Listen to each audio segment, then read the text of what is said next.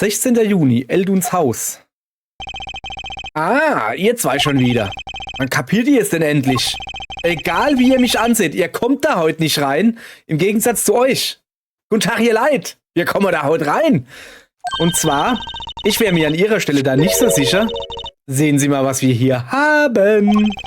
Was ist das? Inspektorin Sky? Ah. Gestern war es Staatsanwalt Gavin, heute ist es Inspektorin Sky. Wer seid ihr beide denn nun wirklich? Jetzt ist er schon wieder misstrauisch. Ich muss die Anordnung befolgen und euch schreien lassen. Viel Spaß. Danke, Herr Wachtmeister. Los, komm, Apollo. So, dann gehen wir natürlich mal da rein. Meraktis Klinik. So. 16. Juni, Meraktis Klinik. Empfang. Huch. Diese Orte hier erinnert mich ein wenig an zu Hause. Inwiefern? Weil hier so viel rumsteht wahrscheinlich. Oder? Bitte spenden. Dieser Ort steht in Verbindung mit dem Mord im Park. Ja, da bin ich mir sicher. Dieser Polizist da draußen war sich da nicht so sicher. Über die Tatsache hinaus, dass das Opfer hier wohnte. Also, ja, sieht so aus, als wäre die Polizei schon wieder weg. Nun gut. Hier könnten noch Hinweise rumliegen. Los, Apollo! Such! Ja, machen wir. War da erstmal der Bär. Der Empfang der Klinik. Natürlich ist niemand da. Ach. Am Empfang ist ein kleines Schild zu lesen. Bitte bezahlen Sie Ihre Rechnung. Bedenken Sie, wir führen das Skalpell. Brutal, aber effektiv. Unabhängige Ärzte wollen Bares direkt auf die Hand. Das sind Schuhe. Das sind so Nudeldinger da. Da ist so viel. Lass mal hierher. Sieh mal, auf der Tür steht Arztzimmer. Ist das vielleicht das private Büro des Opfers? Nicht abgeschlossen. Zu schade. Warum zu schade? Ich öffne gern Schlösser. Ist so eine Art Hobby von mir. Wie diese kleinen Fahrradschlösser? Die haben keine Chance gegen mich. Es ist sicher ein Hobby, von dem du nicht zu vielen Leuten erzählen solltest. Definitiv. Rums. Apollo, da ist das Geräusch. Es kommt von hinter dieser Tür. Da ist jemand drin. Komm, wir sehen nach, Juicy. Einbrecher. Er ist durchs Fenster raus. Warte, Apollo. Der ist längst über alle Berge. Als Höschenjägerfänger spricht sie da wohl aus Erfahrung. Nun, wir sollten die Polizei verständigen. Lass uns erst den Raum durchsuchen, Apollo. Wenn wir jetzt die Polizei rufen, dann ist diese Chance dahin. Das stimmt wohl. Ja, hat sie recht. Darin ist sie besser als ich. Okay, nun, eine Sache ist sicher. Diese Klinik und der Fall, da besteht jetzt ganz sicher eine Verbindung. Okay, eigentlich wollte ich ja ins andere Zimmer, aber wenn wir schon mal hier sind, dann fangen wir mal an zu gucken. Ich will diese Uhr da haben. Da ist ein Gummibaum. Oder ein Baum. Diese Topfpflanze hat auch schon bessere Tage gesehen. Das ergibt auch keinen Sinn. Was? Warum denn nicht? Normalerweise suchen Einbrecher nach wertvollen Sachen, richtig? Das stimmt. Würde ich zumindest tun, wenn ich eine Einbrecherin wäre. Warum also unter einer Topfpflanze? Vielleicht hat er einen Schlüssel gesucht. Vielleicht hat er nach dem Schlüssel für den Safe gesucht. Siehste?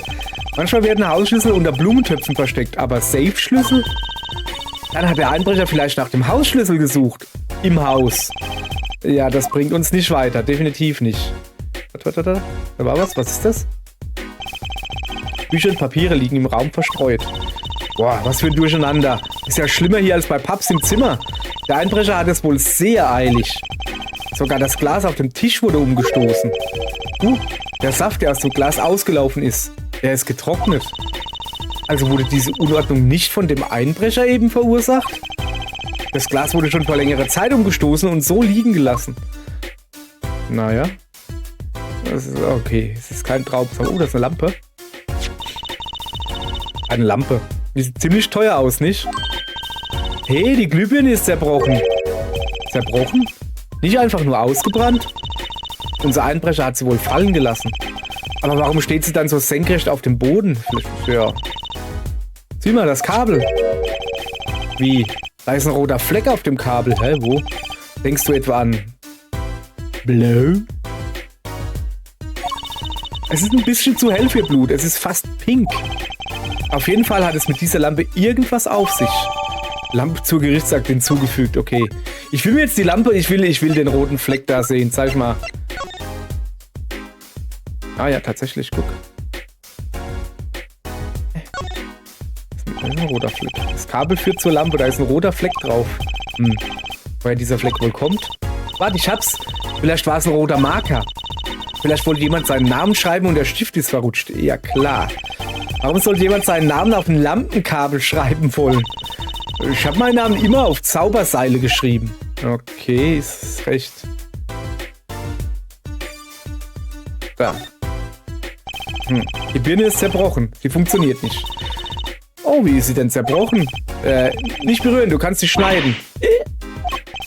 Ja, wer einmal lügt, dem glaubt man nicht, auch wenn er dann die Wahrheit spricht. Mein Finger. Du blutest, lass mal sehen. Warte.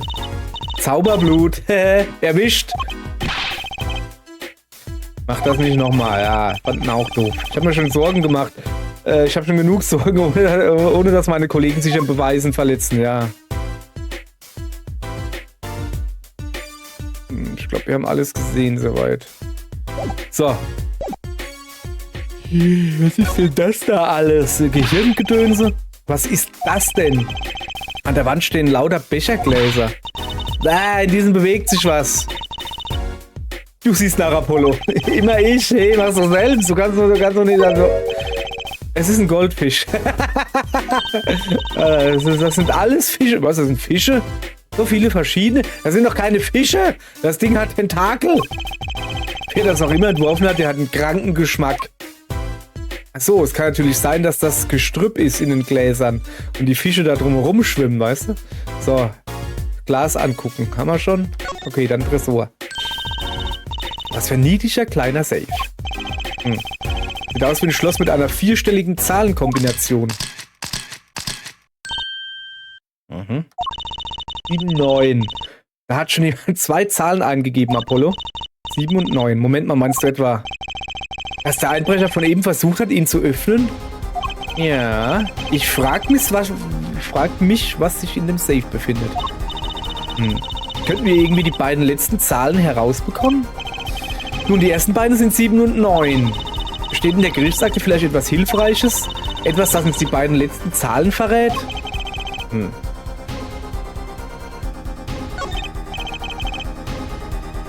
Ich habe da eine Idee. Ich wusste es, Apollo. Was ist es denn? Nun, wir müssen nur wissen, welche Tasten gedrückt worden sind. Ah, okay, dann bin ich richtig. Damit können wir die nächsten beiden Zahlen herausfinden. Hier mit dem Aluminiumpulver da, oder wie das heißt. Achso. Ja, jetzt muss ich präsentieren, oder was? Nimm das! Um die Tasten zu drücken, muss man sie, drücken halt. Mit dem Finger berühren, nicht wahr? Es gäbe einen Fingerabdruck, aber der Einbrecher wird doch nicht ohne Handschuhe da gewesen sein. Ja, egal, komm. Wenn man einen Safe öffnet, dann drückt man nur die richtigen Tasten, richtig?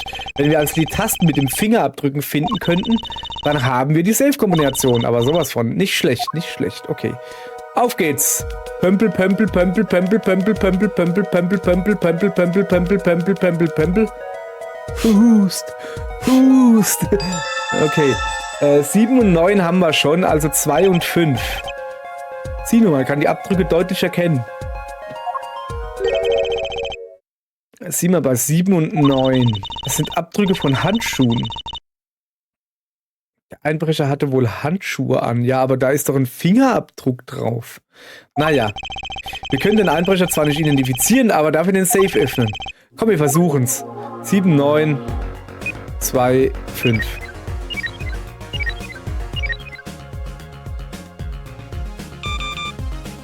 Okay. Nochmal. 7, 9, 5, 2. Was für eine unnötige Animation. Okay. Oh, da ist eine winke Katze. Er ist offen. Was ist denn das? Ein Einschussloch im Safe? Was? Da steckt ja immer noch die Kugel drin. Warum steckt sie denn mitten in einem Safe? Ey, die Kugel lässt sich rauslösen. Die Spitze ist ganz zerquetscht. Kein Wunder, wenn sie in einem Metallsafe abgefeuert wurde.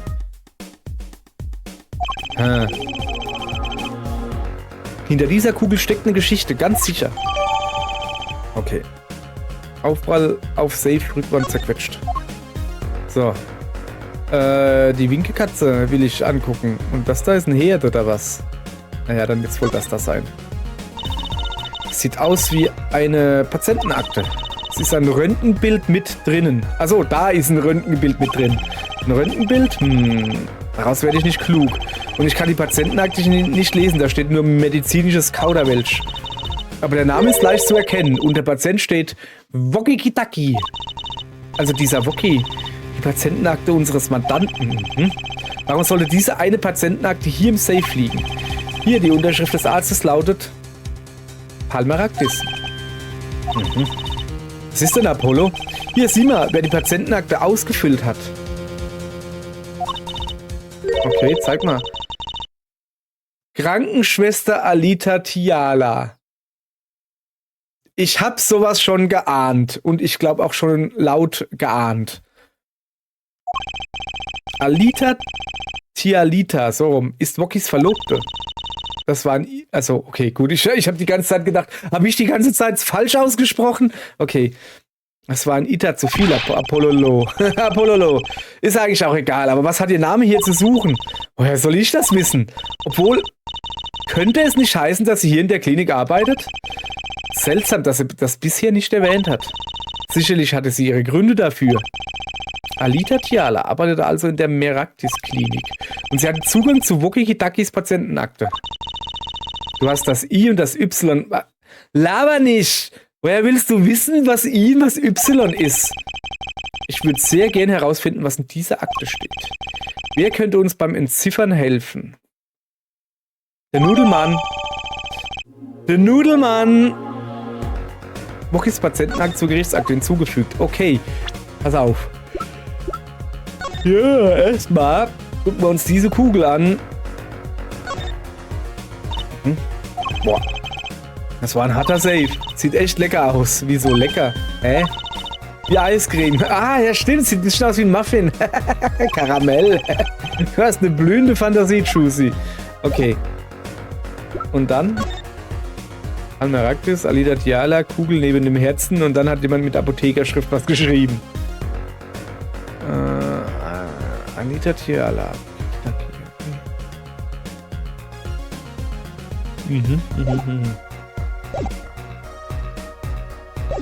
So, ich glaube, wir haben hier alles, aber wir waren in dem Vorzimmer noch gar nicht fertig. Da gehen wir jetzt noch hin. So, untersuchen natürlich. Fang. Das ist Topf und Nudelgedönse so. All diese Schalen. Die sind von Elduns Nudels, da ist Meister salzig. Dann haben wir wohl was herausgefunden. Ich denke, das haben wir. Bei Herrn Eldun gibt es Essen zum Mitnehmen.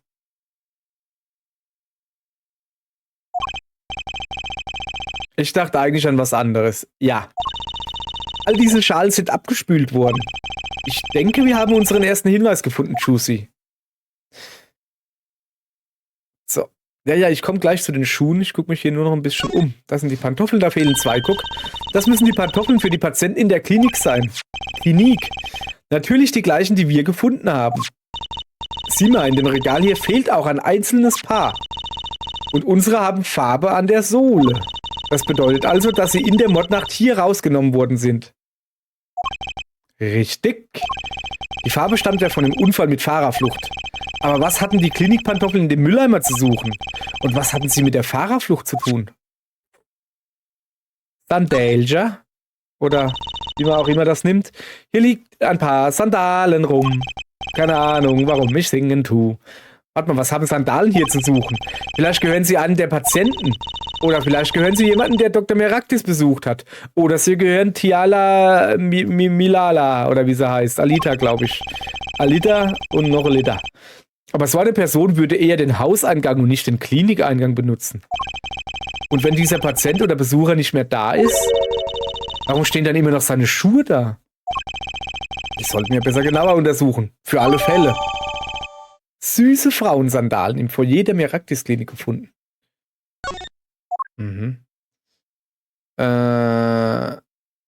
Moment. Ah, gucke mal da. Ein Zehenabdruck. Ich kann es sofort sehen. Irgendjemand hat da extrem dreckige Füße. Hey, Apollo, meinst du, das ist... Huch, das könnte ein Zehenabdruck sein. Was heißt hier könnte? Soll es ein Handabdruck sein oder was? Vielleicht können wir davon einen Abdruck machen. Versuchen wir es. Ah ja. Pömpel, Pömpel, Pömpel, Pömpel, Pömpel, Pömpel, Pömpel, Pömpel. Das sage ich jetzt nicht ewig lang. Weil hier muss ich nämlich ziemlich viel pömpeln. Ist ja gar kein Pömpel. Ist egal. Sieht aber aus wie einer. So. Husten. Husten. Schön. Zehenabdruck. Zähnen einer Sehe. Ey, es funktioniert. Das sieht aus wie ein großer C vielleicht. Warte mal, ich meine, ist ja toll, dass wir den Abdruck haben. Aber gibt es sowas wie ein Zehenabdruckverzeichnis? Guter Einwand. Sollte es eins geben, hat Inspektorin Sky es uns jedenfalls vorenthalten. Was bedeutet, dass wir den Abdruck nicht abgleichen können. Doch, wir können ihn mit den Pantoffeln abgleichen.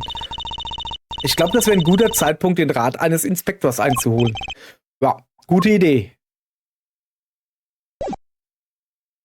Und ich glaube, das Spiel will mir sagen, dass ich hier fertig bin. Okay. Dann gehen wir mal ein wenig wandern. Elduns Haus. Er ist gar nicht da. Na, wenn er nicht da ist, hat er Pech. So, wir müssen Kitaki anwesen, ja. Und dann darüber. Und dann in den Volkspark. Wir müssen zu Emma.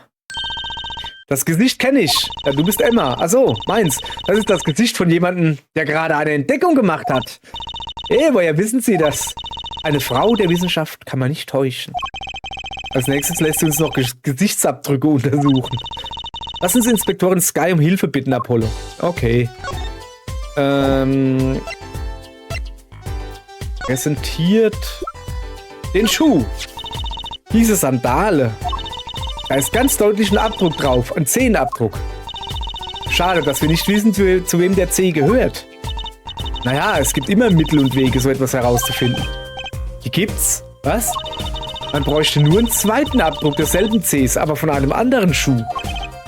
Na klar, bei Übereinstimmung wüssten wir, sie wurden von derselben Person getragen. Jetzt verstehe ich auch, warum die ihre Schuhe ausgezogen hat. Mann, weil die innerhalb von der Klinik nur Pantoffeln anhaben. Und dann zieht sie natürlich ihre Schuhe aus und schluppt in Pantoffeln drin. Oder in Schlappe. Die schluppt in Schlappe drin. So, jetzt habe ich es geschnallt. Ja, ich bin ein bisschen langsam heute. Habe ich noch einen Beweis, der von derselben Person getragen wurde? Aber sicher doch. Ich glaube sogar ja. Wirklich? Langsam kommt mir da ein Verdacht. Inspektorin Sky, können Sie diesen Abdruck mit dem anderen vergleichen? Ja, den vom Schlappe. Vom grünen Schlappe. Hier sind die Pantoffeln mit den Zehenabdrücken. So. Da befindet sich auch ein Abdruck drauf. Das erleichtert uns die Arbeit. Können Sie ihn für uns untersuchen? Natürlich, Moment. Bingo. Mann, bin ich gut. Hey, wir haben die Abdrücke gefunden. Perfekte Übereinstimmung. Die Sandalen und die Pantoffeln wurden von einer derselben Person getragen. Ja, die mit den dreckigen Füßen. Genau das habe ich befürchtet.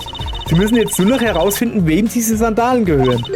Oder wissen Sie das etwa schon? Ich habe da einen Verdacht. Das kann ich nicht sagen. Noch nicht. Gut, das bringt uns einen großen Schritt näher zur Wahrheit. So. Kann ich dir vielleicht... Nee, wir probieren es erst gar nicht. Weißt du, ich wollte jetzt irgendwie die Röntgenaufnahmen zeigen. Aber sie ist Inspektorin und keine Doktorin. Das reimt sich nicht. So, wir müssen in die Strafanstalt. Ich hoffe, dass Woki da ist. Woki da? Ah ja, guck. 16. Juni, Strafanstalt, Besucherraum. Ding, weine nicht, Engelchen. Paps ist wieder da und Paps ist... Oh, hier schon wieder. Müssen Sie Ihr Eintreten immer so ankündigen? Mann, mein Alter, ja. Mann, jetzt habe ich echt Bammel und das ist nur sein Fehler. Sein Vater hat ihm wohl eine Lektion erteilt und klar versagt. Wir beiden werden es natürlich nicht leicht haben. Mir ist ja egal, ob Sie mich einsperren. Ich bin bereit. Es gibt Tage, da frage ich mich, warum ich tue, was ich tue. Ja, lass mal... Also, Schuldspruch. Ey Mann, du wirst nicht erleben, dass mich 1, 2 Schuldsprüche kratzen. Aber was wäre, wenn man sie des Mordes für schuldig befindet? Ey, das ist auch eine Erfahrung, alles klar? Wie ein Ehrenabzeichen. Sie verhängen doch keine Todesstrafe, oder? Sie haben das nicht wirklich getan, oder? Vielleicht doch nicht. Kann das sein, dass er nicht alleine war im Park? Dass Tiala oder wie sie heißt, Alita Zentilita, keine Ahnung, dass die dabei waren, dass die vielleicht geschossen hat? Warum auch immer? Und er will sie in Schutz nehmen, deshalb... Also eins habe ich heute gelernt, Schweigen sagt mehr als alle Worte. Mann, mein Alter hat versagt, er ist eine einzige Enttäuschung. Ich habe gehört, er will die Mafia verlassen. Nur über meine Leiche. Es ist mein Lebensinhalt, ein echter Gangster zu sein und niemals abzutreten. Jetzt will mein Alter weich werden? Schön, soll er doch. Aber ohne mich. Tja, an dem Tag, an dem ich aus dem Knast komme, an diesem Tag starten Alita und ich die nächste Generation der Familie Kitaki. Reden Sie nicht so, als wäre der Schulspruch schon gesprochen. Um meinetwillen, ja, aber echt, hey. So, wir zeigen ihm jetzt natürlich die Sandale. Loki, diese Dinger.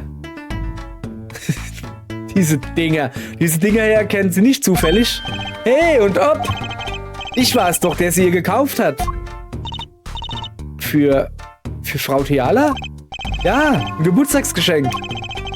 Sie hat verflixt kleine Füße. Verflixt so niedlich, Mann. Diese Sandalen gehören also ihr. Ja, ich hatte da so ein Gefühl. Ja, ich auch. Was sollen denn diese komischen Schwingungen? Sandalen in der Gerichtsakte aktualisiert. So. Wie wurden sie denn aktualisiert? Fokus Geschenk aus dem Meraktis-Klinik. Großer Zehenabdruck in der linken Sandale gefunden. Okay. Reden wir noch ein bisschen? Nee. Können wir ihm noch was präsentieren? Vielleicht das da? Hä? Was ist das denn? Eine Röntgenaufnahme? Moment. Genau, Wookie. Das sind Sie. Hey, sieh mal. Ich rauche nicht und so. Ich werde noch lange leben. Stimmt doch? Ja. Ich glaube, er schnallt es nicht, Apollo. Ach, schauen Sie mal etwas genauer hin. Insbesondere hier hin. Dort, wo Krankenschwester steht, unterschrieben von Alita Tiala. Aha. Die Anwälte macht eure Hausaufgaben. Sie haben Frau Tiala also kennengelernt, als sie... Ja, ich habe sie in der Klinik kennengelernt. Na und? Könnten Sie uns etwas mehr über die Umstände dieser Begegnung erzählen? Na gut, ich erzähle, wie wir uns kennengelernt haben. Ja, dann erzähl doch. Ach so, muss ich jetzt mit ihm reden. So, Rocky und Alita. Ich wurde bei einer kleineren Revierstreitigkeit mit einer anderen Familie angeschossen. Ich war bereit zu sterben. Ist ja klar. Guck mal, der hat gar keine Schuhe an. Sehe ich eben erst. Der andere aber auch nicht. Aber die Jungs kamen herein, holten mich raus und schleppten mich zum Doc. In die Meraktis-Klinik? Dort habe ich sie kennengelernt. Meinen gefallenen Engel. Sie meinen Alita Tiala? Zuerst hatte sie Angst vor mir, wie ich jetzt weiß. Aber ihr wisst ja, der böse Bube bekommt die Damen. Ja. Sie hat sowieso genug von dieser Klinik. Also machte ich ihr voll klar, dass ich mich um sie kümmere. Also, nicht um sie kümmern. Anders. Krass korrekter Gangsterstil. Ratet mal, was sie gesagt hat. Was hat sie denn gesagt? Na los, überlegt mal. Sie hat es ganz leise gesagt. Voll leise, alles klar? Ich kündige, wenn du mich heiratest. Das war also der Heiratsantrag? Du sagst es. Ein Liebesschwur gleich dort im Krankenzimmer. Einfach so. Die OP wurde gemacht und wir waren weg. Tschüss und auf Wiedersehen. Was diese OP betrifft. Ja, die war dann doch nicht ganz so erfolgreich, was? Ich kenne den Befund. Ich weiß, dass sie noch in mir steckt. Tut sie das? Was ist das für eine Kugel, die man dann... Okay. Blick grad... Naja. Die Untersuchung war eine Idee vom Boss, haben sie gesagt? Ja. Kannst du dir das vorstellen? Warum soll man gesund leben, wenn man Gangster ist, verstehst du? Aber haben sie denn nicht bei dieser Untersuchung von der Kugel erfahren? Oh. Da wusste ich, dass dieser Doktor dafür bezahlen muss. Dachte mir, die könnten mir das Blei rausholen, nachdem ich mich gerecht hatte. Vielleicht ist er ja mit der Knarre in die Klinik gegangen, wo der Safe gerade oben stand, hat gesagt, ey, du wirst dafür bezahlen, krach, bumm, und schießt und hat dann den Schuss in den Safe reingemacht. Und das war der erste Schuss. Es hieß ja, dass die Pistole zweimal geschossen hat. Also der erste Schuss wäre dann zum Beispiel das gewesen. Ja, kann ja sein. Und hey, ich lebe immer noch auf großem Fuß, oder etwa nicht? Übrigens, war das erste Mal, dass sie zu einer Untersuchung mussten? Ja, plötzlich hatte mein Alter diese Idee, dass wir alle untersucht werden müssen. Okay. Schätze, er wird alt. Noch älter, meine ich. Warum? Warum hatte er denn... Ja. Mann, das ist so abwegig. Wen interessiert's, Gangster? Ihr scheint mit was anderem beschäftigt zu sein. Ach ja. Wir gucken nochmal nach der Lampe. Ja, komm, das ist mir auch eigentlich egal. Alles klar. So, und jetzt gehen wir zum Nudelmann. Nudelmann, wo ist er denn? Elduns Haus. Da ist er. Aha, siehst du? 16. Juni, Elduns Haus. Herr Eldun, wir haben schon überall nach Ihnen gesucht. Was ist los, Trucy Püppchen? Apollo, zeig ihm mal, was wir gefunden haben. Es geht nichts über den Rat eines Experten. Ich glaube, er ist immer noch Arzt. Schnief? Warum schnieft er? Herr Eldun, alles okay mit Ihnen? Ich bin nur so glücklich. Ich dachte nur, meine Tage als Arzt wären für immer vorbei. Herr Eldun? Also, ich muss präsentieren. Das da. Herr Eldun, könnten Sie sich das einmal ansehen? Eine Patientenakte? Ey, Sie dürfen nicht einfach rumlaufen und sowas aus Kliniken mitnehmen? Oh, da hat der wirklich eine Sauklaue, hey. Sieht er hier. Kann keiner lesen. Warum sind Sie plötzlich so still, Herr Eldun? Was ist hier eigentlich los? Das wollen wir doch herausfinden. Die Patientenakte gehört zu meinem Mandanten. Er steht vor Gericht wegen Mordverdacht. Vor Gericht? Das ist verrückt. Sie können ihn nicht vor Gericht stellen. Er ist SGWT. Super gut während T. Super gut während T. SGWT? So gut wie tot. Achso. Er klopft schon an die Himmelspforte und gleich wird jemand aufmachen. Können Sie uns sagen, warum? Ja, ich schätze mal die Kugel, oder? Der hat ja gar keine Nudelhaare. Nun, aus der Sicht eines Chirurgen... Alter, das ist ja voll krass, wie der aussieht. Aus der Sicht eines Chirurgen... Hört Sie mir gut zu, Junge. Ach, sowas aber auch. Der ist auf einmal ganz anders. Ja, was soll ich denn zuhören? Ach so, ja, ich muss mit ihm labern. Guck mal her. Okay, ist Patientenakte. Nun, laut dieser Patientenakte ist es um diesen Wokiki-Taki nicht gut bestellt. Direkt neben seinem Herzen sitzt eine Kugel. Das stimmt. Ja, aber in der Akte steht etwas von einer Nachbehandlung. In anderen Worten, die Operation ist bereits geschehen. Aber die Kugel dort drin ist noch immer zu sehen. Warum ist sie nach der Operation, bei der sie entfernt werden sollte, noch da? Nun, der einzige Grund, der mir einfällt, ist, dass die Operation zu gefährlich war. Holla. Die Kugel hat sich einen schönen Platz direkt neben der Aorta gesucht. Das ist die Hauptschlagader. Ich habe auch mal was gewusst, mein Gott. Mann, das Ding ist vom Blutgefäß nur so umgeben. Ein kleines Wunder. Nur 2 mm zu jeder Seite und es gibt da drin ernsthafte Blutungen. Keine Sache, mit der ein gewöhnlicher Arzt zu tun haben möchte. Sie meinen also... Wie durch ein Wunder ist diese Kugel dort hineingekommen. Und es bräuchte mehr als ein Wunder, sie rauszubekommen. Nämlich einen Zauberer. Hoffentlich kommt Schuße jetzt nicht auf Ideen. Ich kann Kaninchen verschwinden lassen. Mit Kugeln sieht's schlecht aus. Das Herz schlägt und die Lunge arbeitet. Da ist die Kugel natürlich in Bewegung. Ich gebe Ihnen noch ein halbes Jahr, höchstens. Ja, aber Wokis Operation war schon vor einem halben Jahr. Deshalb sage ich ja, dass Sie keine Zeit mehr haben. Dieser Junge sollte nicht vor Gericht sitzen. Er sollte auf dem Operationstisch liegen. Na, großartig. Einfach großartig. So. Wie konnte Dr. Miraktis nur sowas Grausames tun? Wie konnte er die Kugel einfach drinnen lassen? Ich kann mir gut vorstellen, wie er sich gefühlt hat. Eine Notoperation. Er öffnet die Brust des Jungen auf dem Operationstisch. Dann findet er die Kugel. Das, Juicy Püppchen, ist die nackte Verzweiflung. Verzweiflung? Den Jungen wieder zuzunähen war so ziemlich die einzige Möglichkeit für ihn. In seiner Situation konnte er nicht zugeben, dass er die Kugel nicht entfernen konnte. Sonst wäre er tot gewesen. Definitiv, sonst hätte der Vater gesagt, und du machst das. Die Kitakis, genau die. Genau, dieser Junge ist ihr einziger Sohn, soviel ich weiß. Also lässt er die Operation ausfallen und Wookie darf wieder zurück auf die Straße. Natürlich ist es nur eine Frage der Zeit, bevor sein Herz blutet und er ins Gras beißt. Tragisch. Und zu welchem Arzt würden sie ihn bringen? Zu Miraktis. Er hat gute Verbindungen zu ihnen. Er könnte die Wahrheit wahrscheinlich vertuschen. Das ist schrecklich. Er wollte Wookie sterben lassen. In dieser Welt gibt es etwas Dunkles, Juicy Püppchen. Unersättlich lauernd. Verglichen damit sind die Revierkämpfe dieser Gangster Kinderkram. Wenn du gegen das wahrhaftig Böse kämpfst, dann ist es egal, ob du stark oder schwach bist. Es erwischt jeden. Ach, ist das traurig. Sie waren Chirurg, richtig, Herr Eldun? Sie könnten Wookie also operieren, nicht wahr?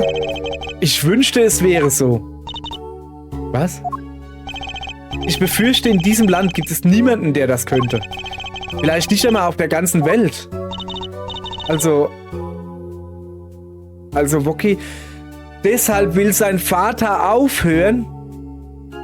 Erstens mal, weil es so gefährlich ist und er will ja Geld verdienen. Sauberes Geld. Der will Geld verdienen, um die Operation für seinen Sohn zu bezahlen, glaube ich. Er hat riesiges Glück, noch am Leben zu sein. Es gibt da ein Problem. Apollo? Diese Patientenakte, sehen Sie, was unter Krankenschwester steht? Alita Tiala. Das stimmt, Sie haben sich bei dieser Operation kennengelernt. Ja, das Problem ist nur, sie wusste Bescheid. Sie wusste über Wookies Zustand Bescheid, garantiert. Aha, jetzt hat sie es auch geschnallt. Warum hat sie es ihm nicht gesagt? Das ergibt sehr viel Sinn. Wenn sie heiraten und er stirbt, dann ist sie immer noch die Chefin? Ist sie dann noch in die Familie drin? Wenn sie wusste, dass ihr Patient in großer Gefahr schwebte, sollte sie normalerweise auf eine zweite Operation vor der Verlobung bestehen. Was hat sie sich gedacht, Apollo? Was hast du dir nur dabei gedacht, Alita Tiala? Sehr gute Frage. Sehr schönes Ende. Und diese gute Frage werden wir morgen klären. Okay. Ich persönlich sage jetzt mal... Also, ich behaupte... Ja, sie wollte, dass er sie heiratet. Dann ist sie ja quasi die Erbin der Kitaki-Familie. Und dann irgendwann stirbt er und sie ist die alleinige Herrscherin oder so, keine Ahnung, der Kitaki Mafiosi-Gedönse, sowas. Wobei ich aber nicht ganz weiß, ob das funktionieren würde. Ich meine, kann ja immer noch sagen, ja, du bist die Ex-Frau, tschüss. Ist mir doch egal, bist dann mit uns verwandt. Also der Vater von Wookie kann das immer noch sagen. Es wird auf jeden Fall interessant. Es sind ein paar Vermutungen, wie, was, wo, warum sein könnte. Wird sich morgen in der Verhandlung zeigen, okay? Danke, tschüss.